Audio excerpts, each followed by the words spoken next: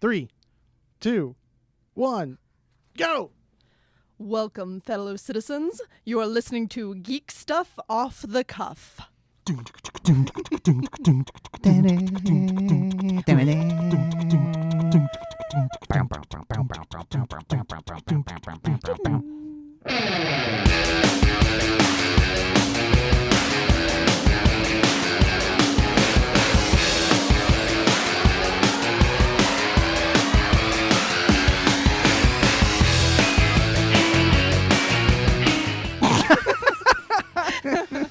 That'll give a good opener. Yeah, that's good. That'll go into the guitar. I got flashes of like an Unsolved Mysteries Rescue 911 type of opening vibe there. I'm William Shatner. This is Rescue 911. This is Jared Wade, and you're watching. You're not even watching. Geek you're stuff listening. off the cuff. Off the cuff. Come. Sorry, Where did that come? I'm gassy. I think it came from the diaphragm. Yeah, he was pushing it. Pushing boy. it real good. Thank you, Salt. Appreciate that. Salt to my pepper. All right. Well, Laura, you're back. Yes. She's back.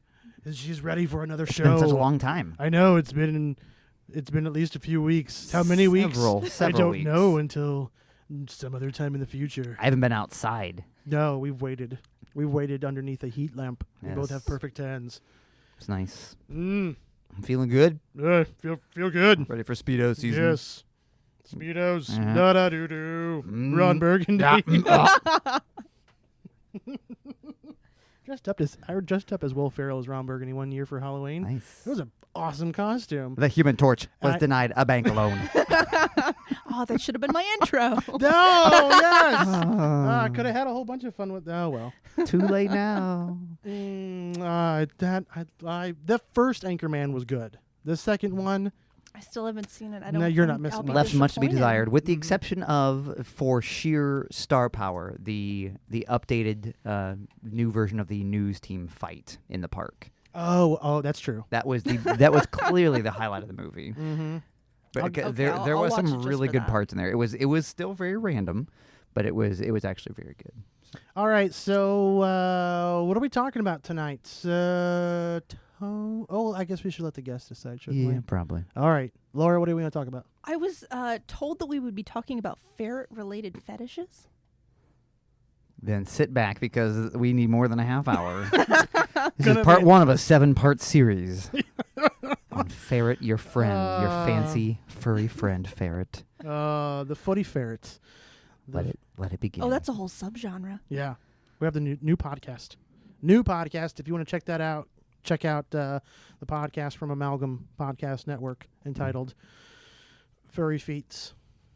They talk about furry, ferrety. Man, if you're gonna make a joke, you should have somewhere to go with it. Well, again, it's You're right. 8:39. Yeah. I think he had It's a joke in his head. He was 7 just like, should I say this? It's we've done a really good job keeping the explicit tag off of this Clean. podcast. So, all right, now, okay, call. What do you want to go with? Oh, I have to pick a movie? No, Just say Monty Python. Oh, we're talking about Monty Python. Are we? Monty Python. Hey, Monty Python. Monty Python. Anybody not know anything about Monty Python? Well, No. I know lots. Did you know lots? I know lots. I have a card game based on Monty Python. You do? Yeah. So do I. I wonder if we have the same game. Is it called Is it? Flux? Yeah, the one that you played and then thought it was cool and went home and bought it. That's the one. Yeah, that's what I did. I'm such a tool.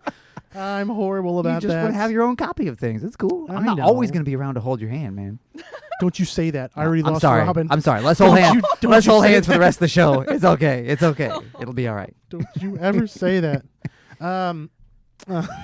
We, So, we established last podcast that I'm significantly older than most of the people we apparently on the established planet. that on every episode. which that means we- I'm going to be gone soon. That's true. Well, So- age doesn't. I mean, that doesn't make everything. Unless I can be a floating head in a jar. Hang Which out with TV has Walt. taught me that I could be. Well, animated television has taught you Oh that. yeah, So- that's I only believe things I see on animated television. Mm. So I'll be heading home to Evergreen Terrace after this. All right, we're going to focus on Monty Python. Anything and everything Monty Python. We have our good friend Laura. She is back and on the microphone next to Tony. And we're going to just, well, let's see here. How do we want to address it? I just think we should just talk about our favorite stuff because they kind of hit everything. They hit television, they hit movies, they hit live performances, just anything and everything. But before we get into the meat of our discussion tonight, we have shout-outs. Yeah. Today's shout-outs are brought to you by me dropping the paper on the floor, and as well as Facebook. Ooh. Facebook has brought us our shout-outs, and we've got some names of some podcasts. I'm going to give a fair warning this time. We are going to tell everybody what the podcast is and who is presented by, but we are going to create a fictional, which is a very fake and not real description of that podcast. So we'll hit the other two sections, and we'll go around the table. Tony, if you want to kick things off while I scoot over to get my paper. Sure, I will. We're going to start by giving a shout out to the incredibly tastefully named Darryl L. Pierce, and I'll tell you why I like that name here later if you ask nicely.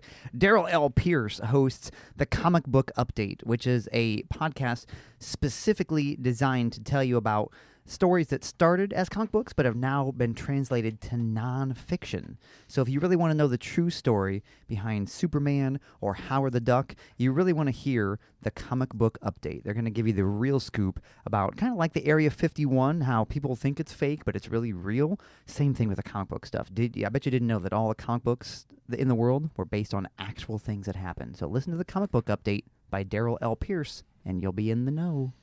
I'm excited about Wear that. your tinfoil hat. Laura, take the next one. The following podcasts are brought to you by Matthew R. Hinman. The first one is Voices of Texas, and that is a podcast dedicated entirely to impressions of George W. Bush. It's really incredible. They get a really nice range in that one, I think. I'm excited. Nice. Absolutely. Excited. And the next podcast is called Get Off the Couch. Get off the couch! Get off the couch! Get off the couch! Come on! Which is a tribute to Richard Simmons' Sweatin' of the Oldies. It's a very, very good podcast. Check it out. Oh, my gosh. I laughed a little bit too hard on that one. Our third one is from Michael Zolkoski. I'm hopefully pronouncing that correct. Zolkoski, maybe? Michael Zolkoski. Maybe. Michael, I'm so sorry, man. His podcast is Come and Take It. It's actually a really cool podcast. It's a new genre, because what they do is they put microphones on gentlemen who break into people's houses and they just take your stuff. Nice. So you basically say, hey, come and take it, and then like they're daring them. Yeah, they dare them, and then Michael and his team, his 2 or 3 buddies, run in there real quick, take as much as they can, and they get out, and then they run over to Pawn Stars. And depending on how much money they get, there's prizes involved, but I think it's a good idea. Yeah, it's like Supermarket Sweep meets To Catch a Thief. Yeah, it's a Supermarket Sweep podcast. The art of the burgle, if you will. I like it. There you go. Think about changing your name. Yeah. Art of the burgle. Seems like a missed opportunity.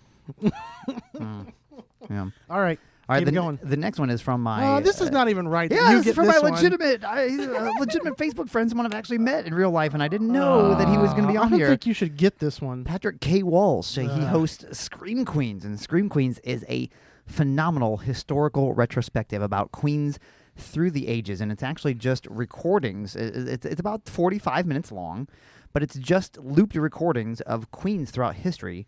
And the way that they scream, very guttural throat. Both Queen Elizabeths are on there, phenomenal screamers. Yep. Queen Isabella of Spain, phenomenal, amazingly talented screamer. Just a lot of great queens throughout the years who have really learned to scream. Most of them probably while being beheaded and things like that.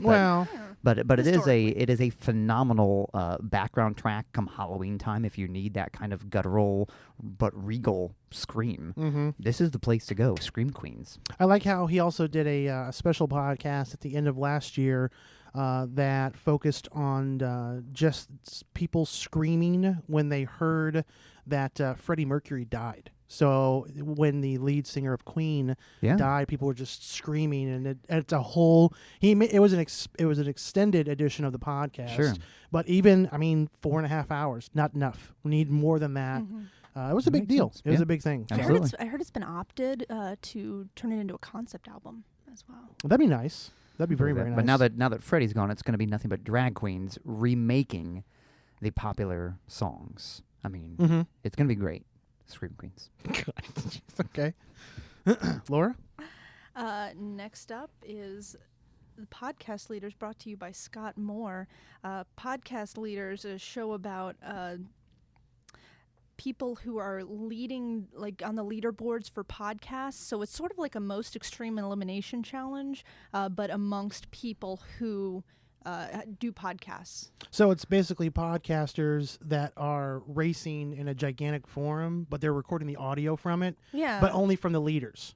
Absolutely. Okay, well, that makes sense. I mean, So that makes total there's sense. like two tiers, you kind of, it's like soccer in the European Union, you kind of get kicked down to the lower tier if you're not doing as well, and then you can kind of work your way back up into the leaderboard. That makes sense. They should really change it to like a Survivor type format where you have to Podcast leader survivors. Yes, have like challenges and like PLS. pull people out and then eat your own poo and stuff. Oh my, what? Yeah, come on, somebody's got to get behind that idea. Nobody It better can't get be behind just that. me. Oh, I'm pretty sure it is. And our final shout out is going to Jeremy Montoya for the Montoya Experiment. This entire podcast is Jeremy's journey to find out who killed his father. Yeah. So it's I think the experiment. He's using the English translation liberally. Sure, In Dutch, experiment means to search. So that makes sense. I mean, I am riveted by the show and the fact that it ends every episode ends with a murder, but it's not the right person. So it's really thrilling how he's it'll be avoiding good. the law It'll be good. too. Yeah. So once again, these are fake descriptions. We just got the cops sent to Jimmy Montoya's house. Just drawing the curtain away. What you doing, man? What you doing? 14 episodes, a murder at the end of each one. I think we've just solved every possible homicide in the last Jack the 7 Ripper. months. The Tri-County area. Jack the Ripper's got a podcast? So yeah, they're all fictional descriptions, but check them out, please. The Comic Book Update, Voices of Texas, Get Off the Couch, Come and Take It, Scream Queens, the podcast where horror gets bent, Podcast Leaders, and the Montoya Experiment. These guys were nice enough to give us their names and podcasts to get some shouts-outs. Don't need an S on the first word, but that's okay. So thank you guys for allowing us to just have a little bit of fun, and hopefully it brought a little humor to your life. And with that, let's get into the meat of tonight, which is Monty Python. Yeah. Everything, television, movies, Monty Python is fair game. How do we want to do this? Who wants to start? Who wants to go with it? I don't know. We're going to start with Tony. Oh, and while you're doing fine. that, I'm going to get something to set out to keep us thinking about good stuff about Monty Python. All right, something to set out, huh? Well, I mean, I hate to take your ginormous. Well, good. Well, since you put that out, then I guess I'll just make that my movie, even though it's the most well-known movie, obviously, and everybody. I think everybody who's everybody. It's almost like a rite of passage, definitely in Just college. make the whole podcast about It easily could be. Holy Monty Grail. Python and the Holy Grail is. We could. We have what's called unlimited storage. Ooh, awesome. No, I mean this is one. I mean you talk about a movie full of not only one-liners that were said, but just like contextually. I don't think I've ever seen people make more faces or references to scenes without even using the actual words.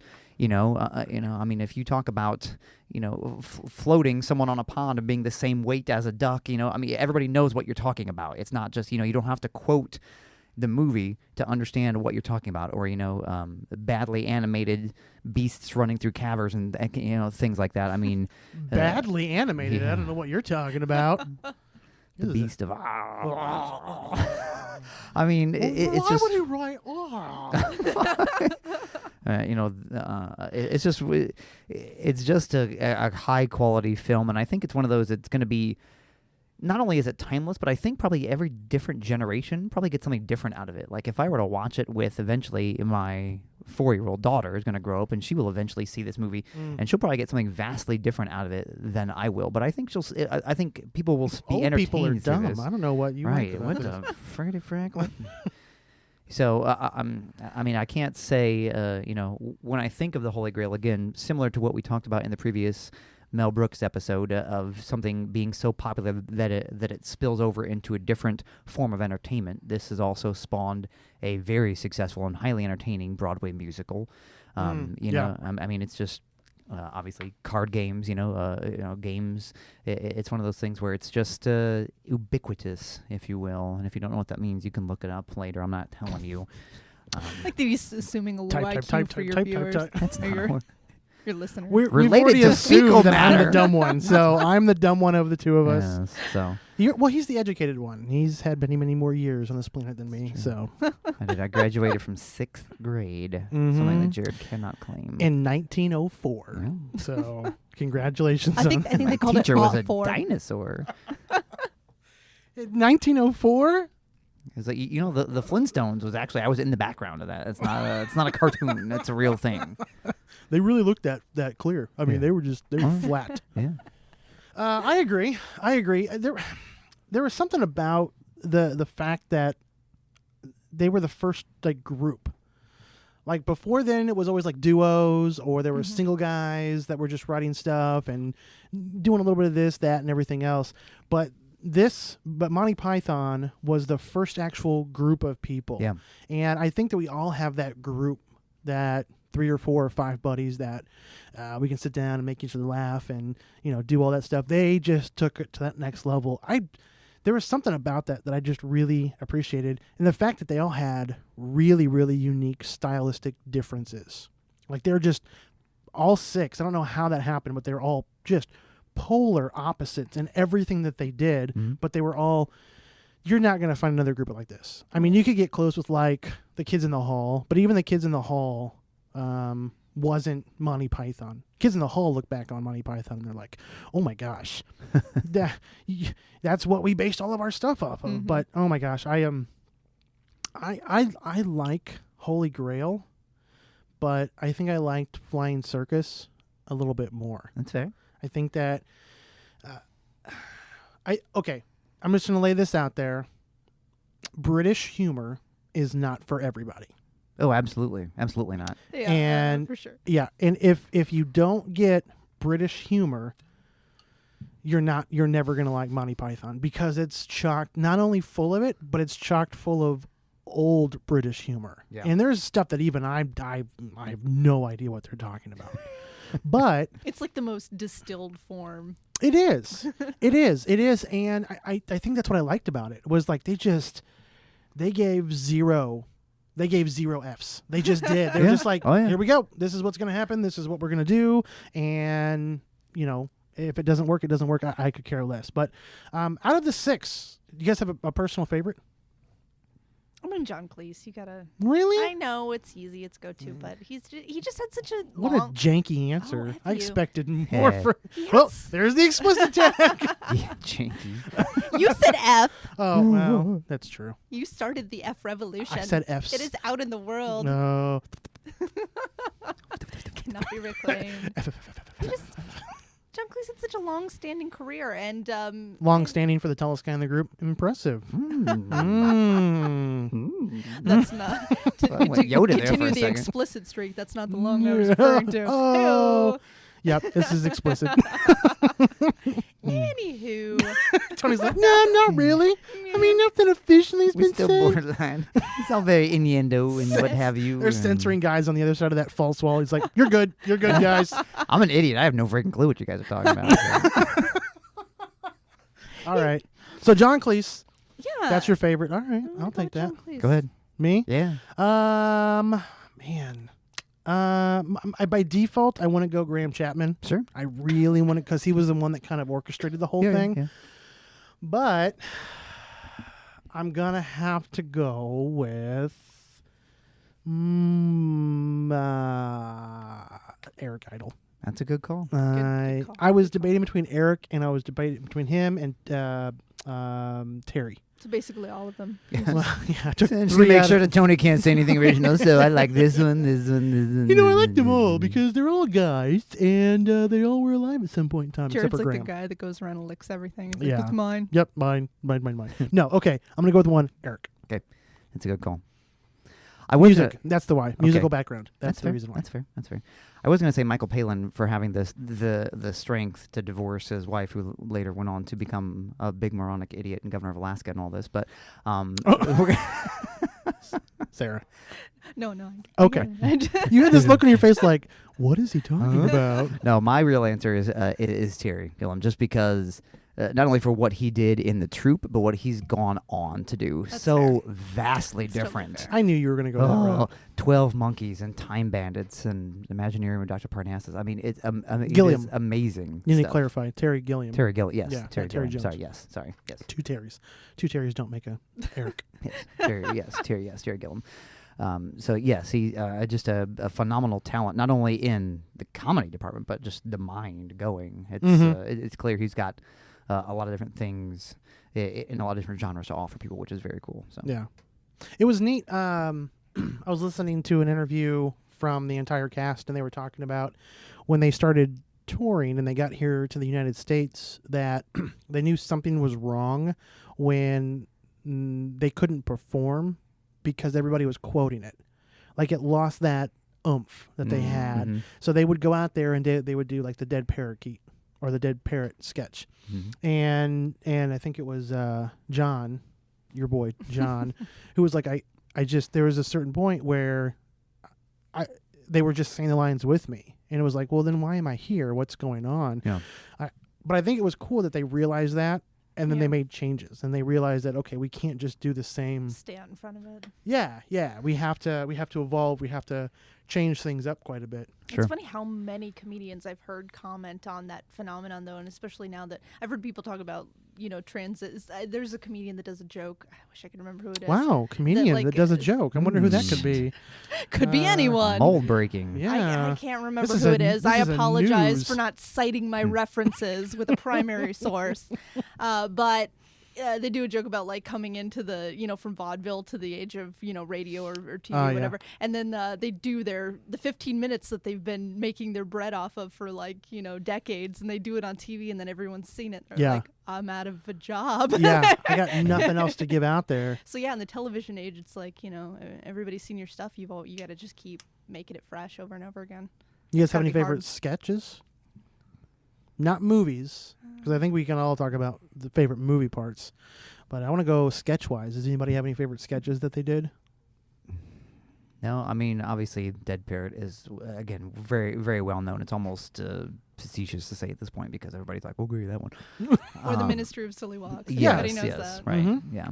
Yeah, I mean, digging deep, I mean, that's another thing to me, what was so great about the Flying Circus is that there was, I'm not like, oh, I live for this sketch or this was the best episode or whatever. It was like everything was funny in its own right. Mm-hmm.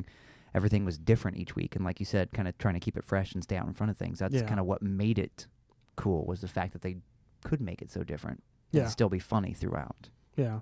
I miss that. Yeah. There's nothing like that on television. No.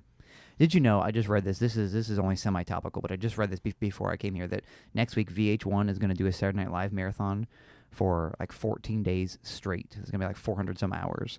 And it's like, I will watch that for the first few days, but then I'm done. Like once they hit like... Why are they doing I'm that? telling you, golden age of comedy, 70s and 80s. Because they're running out of... VH1 doesn't have any more music videos. VH1, right. Video Hits one? Okay. Oh, do you remember Pop-Up Video? Yeah. Yes! Oh, I miss Pop-Up. Video. Sure. Oh, I'm sorry, no singing. Yeah, great. Oh, wait a minute, that's Pop-Up Video. They might owe us money. Yeah. Well, yeah, that would be worth it, though. I mean, not to watch, unless you got a massive recorder and you just want to record the whole thing. Well, I'm not watching like the last 5 days. I'm not watching from 2002 on or whatever, but... it was No, it was TBS who did The Simpsons. FXX. Oh, sorry. They launched the new. It was a new because it's Fox had conglomerate. FX, right, and then FXX. They launched it by starting doing all the Simpsons, and it was so successful. Now FXX shows Simpsons 5 days a week for like 6 hours a day. I mean, you can pretty much turn to FXX and guarantee you're going to see a Simpsons. That's ridiculous. Odds are good. That's ridiculous. It's great. It's on my favorites list. That's true. Okay, so television shows, Monty Python, of course, nailed it, did incredible things. Then they transitioned over to movies, and they started with Monty Python and the Holy Grail. Mhm. If you haven't watched Monty Python and the Holy Grail, just What are you doing with your life? just pause the podcast right now. We'll wait. Yes. And I just now realized that your T-shirt is of the Black Knight. Yeah. So that's how quick I am. Yes. The Black Knight playing a turntable and saying, "'Tis but a scratch." With one arm, which is outstanding. That's not... Wiggity wiggity. There we go. Yeah, that's the good stuff. Nailed it. Still got it. Nailed All right. So, what do you want to do? Do you want to do favorite parts of the movie? You want to do worst parts of the movie? Stuff that you absolutely hated? It's just there's just a silence when Yes. you're in your household when you play the movie. Yeah, I don't think it. Crickets chirping in the background. I don't think it's hated, but I will say that after, like, I'll never forget the first time watching the movie and like having so much fun through it, and then the ending comes where they just get broken up by the. Yep. And I'm like, that's it. What the crap? I mean, yeah. now I get it and I appreciate the humor in this, Mhm. but then I was like, is this a joke? Are you friggity fracking kidding me? Trying to keep it PG here, trying to keep the. I actually think it's sometimes the sign of okay, when you watch something and you hate it, Mhm. it's either your instincts are right and it's terrible, or the opposite sometimes. Like, it's just so new and different from anything you've seen that you just your brain doesn't know how to like absorb it. Yeah. And then eventually you come back around and you're like, no, this was actually brilliant. So I don't know if this is going to sound like blasphemy, but the first time I saw Holy Grail was actually with our mutual friend Jenny Delaney. She showed it to me, and I didn't get it at all. I thought it was so dumb. Like, I was like, what is this Mhm. weird movie? There was like nothing I'd Was ever I seen there? before. No. No, I No, was all right. girls only sleepover. So you were Yeah. you were totes there. Yeah, I was, He I was totes. peeping Tom out the window. Wearing your pink robe and your bunny slippers. Maybe. Let's talk Maybe about- not. Who knows? How do you know? talk Continue. about Jimmy the Continue. Don't. quarterback. Let's not talk about this anymore. Let's not talk about this. Abort. No, but yeah, I just remember having that really visceral, like, what? Yeah. And then eventually, a couple years later, when I'd matured a bit, I sat down and watched it again, and it just like clicked. And of course, I recognized its brilliance then immediately. I agree with Tony. That the ending threw me off, but even to this day, there's something about that scene, and I get it. I get what the joke is with the peasants that are just slapping mud around. But I don't know. I'm just like, I think, and this is no pun intended, I think that's just the lowest joke that they've got in that movie. And I think that's what I don't like about it. That it's just the most, it feels throwaway. Like it's there The whole scene, or for the most part, because I think it's because it's so long. Yeah. It's just such a lengthy, because it's, who is it? Is it Lancelot or Robin or somebody's making their way? Or no, It's it was King Arthur. Arthur, King, yeah. Yeah, it was Arthur. This is probably the most quoted scene for me. Yeah, help but Bumby and the continues, press. Yeah. And I like just, that. no, I'm I'm just, the violence inherent in the system. I'm just Don't see like, the violence inherent in the system. He's a king. How do you know he's a king? He hasn't got crap on yeah, edited. You can edit that part out. well, we can use that one. No, yeah, you gave us the edited I version. think it'd be more. Yeah. I think it'd be funnier if you bleeped it. Oh, well, I can add note, beep it, Note to self. Yeah. Beep the edited version. Comedy gold. beep, Python edited version. Release unrated version years later. Everyone will just know that she said crap. Joke's on you. That's listener. genius. Python will be proud. Yeah, I think they would. I think they'd be very proud, especially if we sold it and made money off of it. No, that's the only scene. Even today, if I was to watch it, that's the scene that I would probably Do you get up and fast forward? go to the bathroom or Oh. grab some popcorn or whatever else. I'm just That's no. But everything else in the movie, solid. I love it. Cool. Love it from beginning to end, and I loved it from the beginning to the end. From the first time I saw it, even if I didn't get every joke, Yeah. there was just something. I like that dry wit though, and it's full Right. of dry wit, Oh, yeah. and I think what I appreciated about it is dry wit in American standards can get you in trouble. Because if you're not so like if this whole show was just dry wit and we weren't laughing and it was just dry wit, You have to let people know in America Yes. that we're just kidding. It's like a disclaimer. Like Yeah. with your disclaimer. kind of with like podcasts, yeah. Because people are so eager to just jump all over it, and Yeah. I like that freshness of no, it's just It's on you. yeah, You either get it or you don't. yeah. It's not my fault if you don't get what I'm doing right here. Yeah. So props to them for doing what they want to do, how they want to do it, when they want to do it. Well, and they trust their audience too. Mm-hmm. They trust that you're smart enough. You don't need a laugh track. Mm-hmm. You're gonna figure it out. It stinks though that was the only movie that really hit. Like I think there was a lot of hopes for Life of Brian, Yeah. which is still a solid movie. Oh, yeah. Yeah. Well, it's Meaning of Life. deeper and Mhm. a little darker. Mm-hmm. A little. Yeah. Yeah. But I don't know. Do you guys have what would be? Was that your favorite movie from Monty Python, or do you guys have Do you have fonder memories from different movies that you've watched as you've grown up over the last 8 years? No, I mean, I do. I mean, I enjoy Life of Brian. Again, this isn't a specific. I was really at a formative age when I was watching these things. I remember vividly watching like Time Bandits late at night. Again, it's not a Python movie done by a Python. I've never seen Time Bandits. So good, dude, so good. It's like It's okay. that. Okay, good. Buckaroo Banzai Across the Eighth Dimension. Even the, I mean. Oh, that was a Terry movie, wasn't it? Mhm. That's a great movie. I mean, there's just, I mean, their reach obviously spawns into other movies, but I think in terms of sheer comedic output, I don't think anything touches Holy Grail. Yeah, I wish Terry could have gotten to do Don Quixote because he tried to do that for so many years, and it just kept getting pulled away from him. But Yeah, I would love to see a great film version of Don Quixote. directed by Terry Gilliam, Fairly modern. that would I be know there's- exceptional. He would nail that like Oh my god, yeah. fictional land. Oh yeah, and just kind of blurring the lines between what's in his head and what's real. Mm-hmm. That would be really cool. Mm-hmm. Favorite quote, Monty Python. Anybody? Oh, you put me in the spot.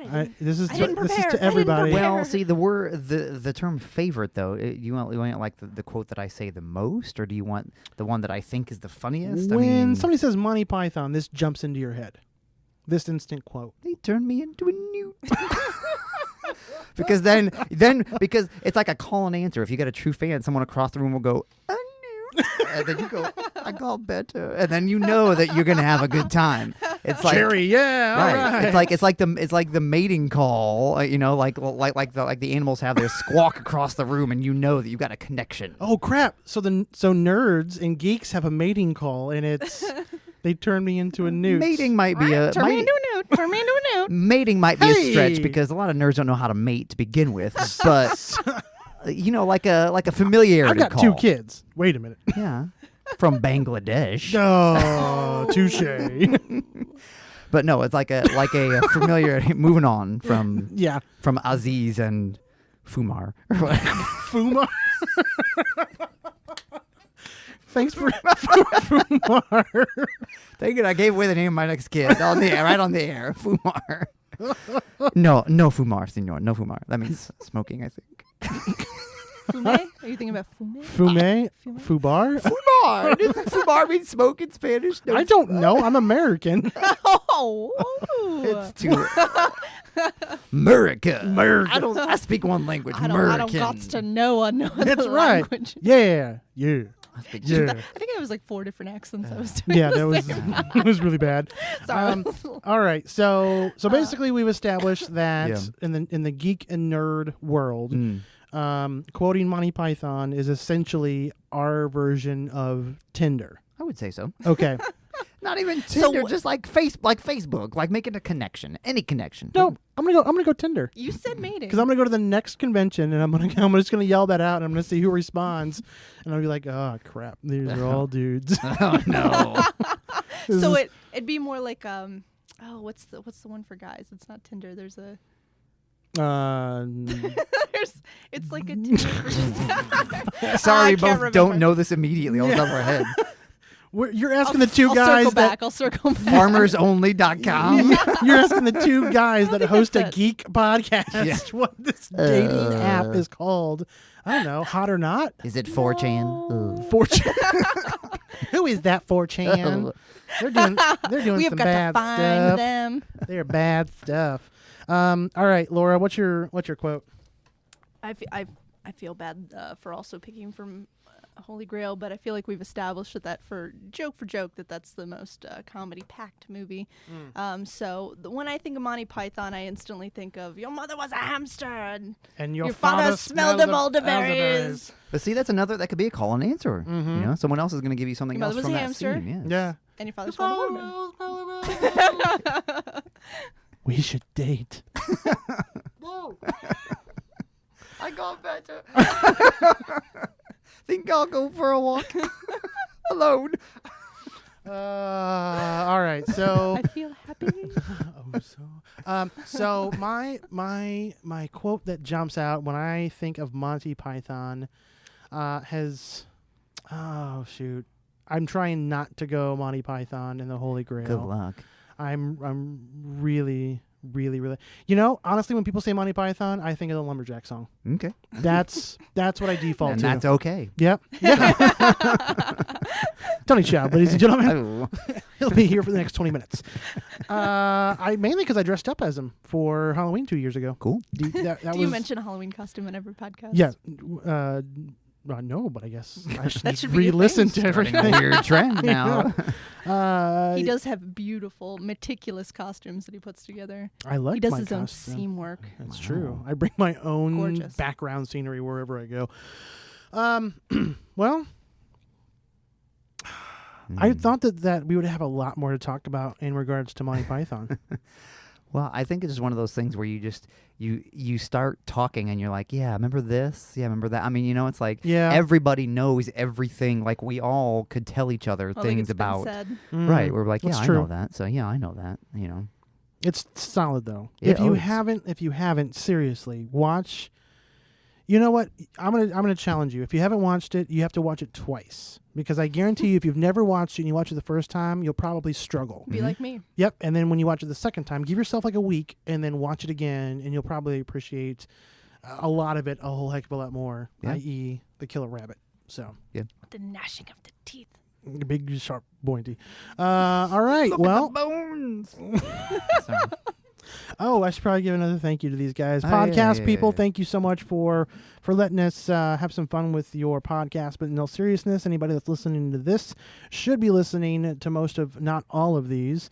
The comic book update, Voices of Texas, Get Off the Couch, Come and Take It, Scream Queens with Tony's good buddy Patrick K. Walsh. You want to say anything to Patrick? Because I'm sure he's listening. Hey. Perfect. Podcast Leaders and the Montoya Experiment. Make sure that you check them out and leave some reviews. This will be published before, what is that called? That convention, Wizard World 2015. We will be there. Yeah. And we want you to be there. What's your costume going to be? I'm not dressing up. I'm going as a Do it. podcaster. Prove it. I'm going as a Yeah, I'm I'll, literally I'll wear my headphones. Yeah. Won't be attached to anything. won't be able to hear anything whatsoever. I'm going to dress up. I'm not. I have to carry Good. around Good for equipment you. and microphones I'm gonna and dress up as cabling. Jared Wade. and- You can do that. You in cable. should. Hey, everybody, I don't know how to speak. It's Yeah. not very funny, but Oh, here I am. Hey everyone, my name's Tony Schaab. I was born in the Civil War. I wish. Those cats can really swing.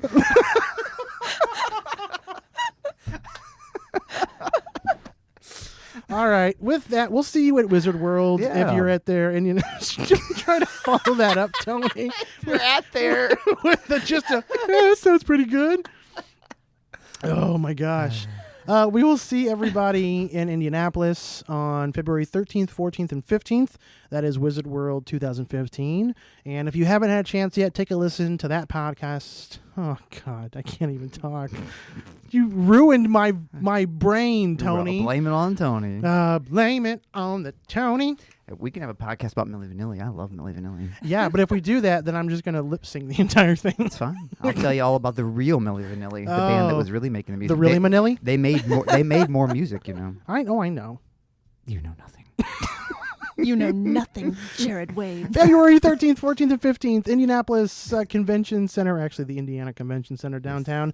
Hopefully we'll see you guys there. We'll be walking around with the microphones and maybe some swag. I'm in the process of possibly getting some cool zip-up jacket stuff things to wear if I have money for that. Okay. And if not, then oh well. If not, then I'll bring my natural swag. Why is he wearing So nothing I at all? Loincloth. Loincloth. We've just crossed hard over into explicit territory. Yep. Laura, thank you again for joining us on our venture through a late night recording. Geek stuff off the cuff. After hours. No. Okay. Too far. Too far. So thank you, Laura. Absolutely, anytime. Tony, Yeah. thank you, my friend. My pleasure. You turned me into a pachoo.